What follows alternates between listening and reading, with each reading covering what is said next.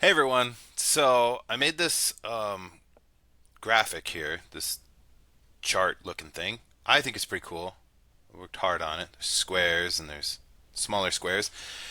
And I made this to help illustrate the price change and like why if you stop buying scalper priced Pokemon product, the scalpers will go away. So I made a little diagram to prove it. Not mathematically, but just with pictures. So so we'll start with the printers. These printers, they print the cards.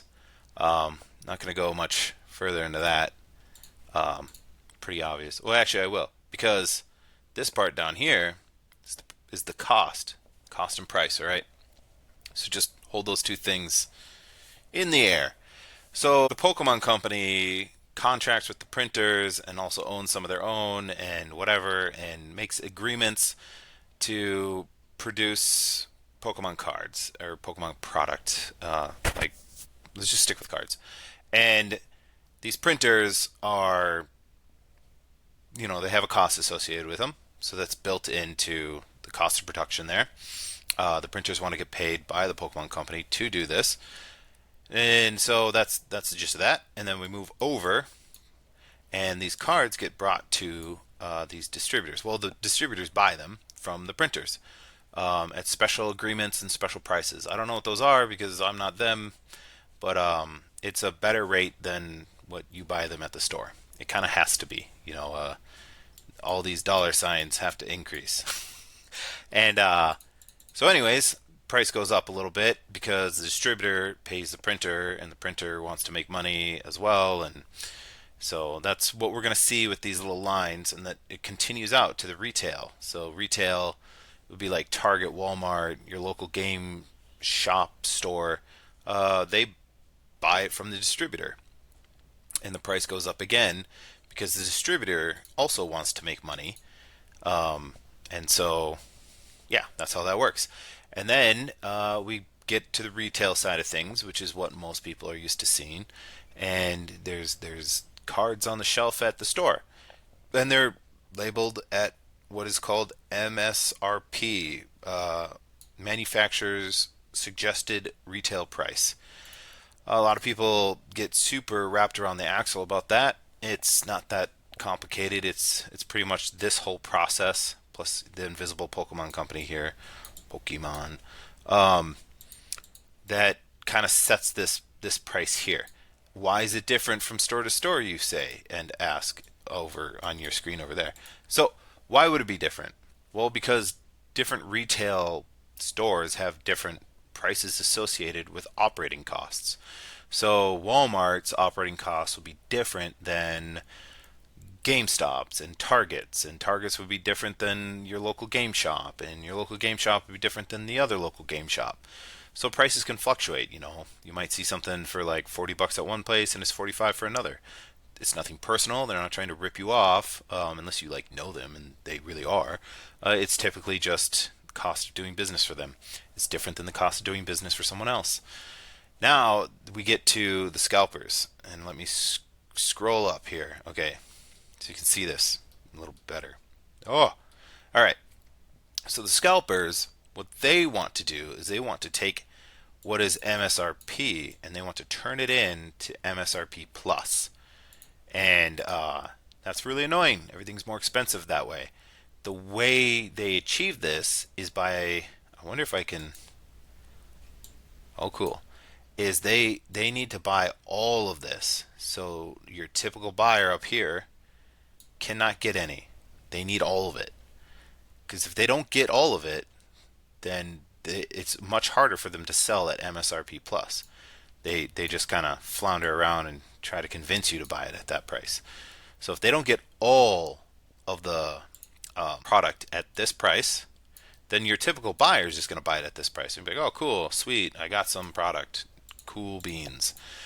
So the scalpers move, biggest main one move, which is why you see them standing outside of stores and in front of everything and whatnot, is they want to buy it all because they need it so that they can get rid of MSRP and create MSRP plus because it's expensive.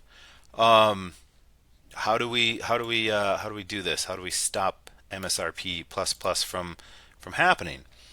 Um, well, here's the word of the day. Increase that so you can see it better, and capitalize this because that's an L. Liquidity. Word of the day. What is liquidity? You might be asking. Liquidity is, I guess you could say, it's how fungible something is. And then you would say, well, what is fungibility? What is something that's fungible? A dollar, money, currency is fungible, is liquid. I can take $5 and go buy something, from Walmart. They will accept the dollars. I can't take some just stuff laying around my house and be like, here, Walmart, give me $5 worth of what I wanted to buy. They'd be like, what, get out of here. Just give me $5 or leave. You can't take various Pokemon cards and be like, hey, I'm going to pay for my groceries. Take this Pokemon card. It's equal to the value of your groceries that you. No, that's not very liquid. Okay. A non-liquid asset would be like a house. Houses take time. Liquidity measures time as well. There's a time factor in there. So if it takes a long time to turn an asset into dollars, which is also an asset, but it's a little more unique, it's not very liquid. If it takes a long time to turn it into dollars, it's not very liquid. If it's a very short amount of time to turn it into dollars, it's quite liquid. And again, the most liquid thing is money itself, because it's a medium of exchange. And so, example again, house, pretty hard to sell, takes time. Even with a hot market like it is here in America now, it would still take time to do the paperwork and get some valuations and do some showings, and then it would sell. Whereas, say, for example, Pokemon cards, depending on the card, it could be quite liquid. It could sell right away. And liquidity also makes a difference in market. I guess you could say scope. Not everyone wants Pokemon cards. A lot of people want houses. Not everyone's in the market for a house though, because they already have one, or they'll never afford one. Who knows? So liquidity. Why do I say liquidity? Because these scalper folk right here, they had to buy up all this, and that cost a lot of money because they bought it at the highest price point they could. They bought it here, and that's expensive. And so that's why they want it to be this price now, because it costs them so much. But in doing that, their liquidity is tied up. So the scalpers don't have as much money. Some of them, maybe take some money out, or I don't know. I don't know what they do. Maybe they take loans. I'm not sure. That would be crazy. That's a super irresponsible way to live. But so their liquidity. Let's change this color to red. They don't have liquidity. It's all tied up, non-liquid assets, and they're even less liquid if you stop buying them. If you don't buy these, if you prevent or just willpower or whatever, if you do not buy this, then it's even less liquid, and even more of their money is tied up. And you can't just have your money tied up in stuff when you need that money for other stuff, of course, stuff and stuff. But point being, if you stop buying at this price, the scalpers will inevitably cannibalize themselves, not really going to eat themselves and each other. They're just going to end up selling to each other, and it's going to get heavily concentrated, and then there's going to be no one there to buy the product that they just bought in hopes to sell it higher than what they bought it. It's like, oh, that's $100 card, I'll buy that because I can sell it for 200. And then they do, and then that person gets out, and then the next person that bought it for 200 is like, well, I have to at least sell it for 200, and this is just one card, but then there's no one there to buy it because you left the market. You're just standing on the sidelines. You're just watching the market destroy itself, and the scalpers are just destroying each other, cannibalizing each other, until there's this, hey, I got these super rare cards, but I guess I'll just hang on to them. What are you gonna do? And then what happens is this goes away, these go away because they probably go scalp other stuff like cups and hats and shoes and toys and other cards and whatever. Those guys go away, and then we're just back to the normal graph, the normal this this part of the graph, this nicer part of the graph. We don't like this part of the graph. This part of the graph is gross and pointless, destructive, self-defeating. We don't want this half of the graph. And don't get tricked or lied to. They're not businessmen. They're not entrepreneurs. They're hustlers. They're grifters.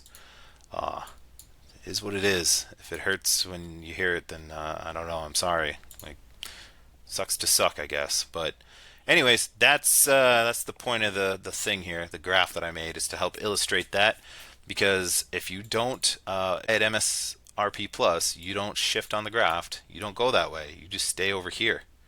No, they have to buy all of this to bring it over here. And let's say they do, because you can't stop them, because they're ravenous for it. But then if you just don't buy at this price, then it will eventually shift over to this price. I think I don't know how many people are familiar with these different charts and stuff like that, where they have supply and demand and whatever. If this was your demand and this was your supply, and the supply is there, but the demand's not, you know, it shifts this way. It becomes D1. Yeah, like it's just gonna. The price is gonna. Oh, I'm sorry, I forgot to draw the price too. This is price. This is quantity. That's why it did make sense. So the price that was here, which is MSRP plus. Oh, well, now it's down here, which is MSRP. It would actually be here. These two are your price marks. Whatever. I'm not here to teach like graphing and whatnot. I'm just here to tell you to stop buying scalped Pokemon cards. The price will go down if you stop. Just don't buy them at that price. It's not worth it.